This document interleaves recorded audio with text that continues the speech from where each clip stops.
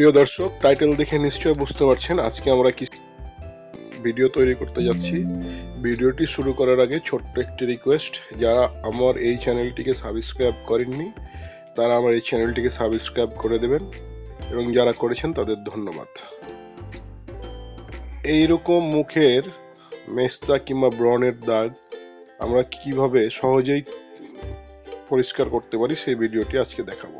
প্রথমে ছবিটি আমরা সিলেক্ট করে নিলাম। সিলেক্ট করে নেওয়ার পর ডান পাশে লেয়ার প্যানেলে ডাবল ক্লিক করে ছবিটি আনলক করলাম। তারপরে ডুপ্লিকেট একটি লেয়ার তৈরি করে নিলাম।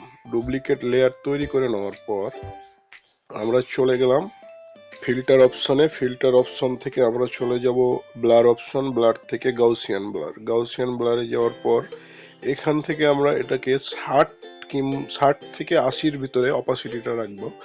আমরা দেখতে পাবো আমাদের ব্রণের দাগগুলো যে পর্যন্ত দেখা যাবে না সেই পর্যন্ত আমরা এটাকে অপাসিটিটাকে বাড়িয়ে নেব।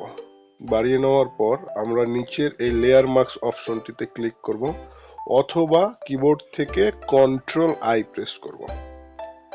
তারপরে আমরা ইরেজার টুলের মাধ্যমে যে জায়গাগুলোতে ব্রণের দাগ আছে সেই জায়গাগুলোতে আলতোভাবে ঘষা দেব। যে যে জায়গাগুলোতে কালো দাগ কিংবা ব্রণের দাগ আছে সেই জায়গাগুলোতে আমরা ঘষা দিব। প্রিয় দর্শক, নিশ্চয় আপনারা দেখতে পাচ্ছেন দাগগুলো আমরা পরিষ্কার করছি। জুম করে নিলাম। যে যে জায়গাগুলোতে দাগ আছে সেই জায়গাগুলোতে আমরা মাউস দিয়ে ড্র্যাগ করে সেই জায়গাগুলোতে আমরা বলটিকে ঘষা দেব আর কি। দেখতে পাচ্ছেন আমাদের কাজটি মোটামুটি শেষ। এই যে দেখেন আগের অবস্থাটা কি ছিল, এখনকার অবস্থাটা কি আছে। আশা রাখি ভিডিওটি আপনাদের উপকারে আসবে। এইরকম ভিডিও আরো পাওয়ার জন্য আমার চ্যানেলটিকে সাবস্ক্রাইব করে রাখবেন, লাইক কমেন্টস করে উৎসাহ দেবেন। প্রিয় দর্শক, দেখতে পাচ্ছেন আমাদের আগের অবস্থা আর এখনকার অবস্থাটি।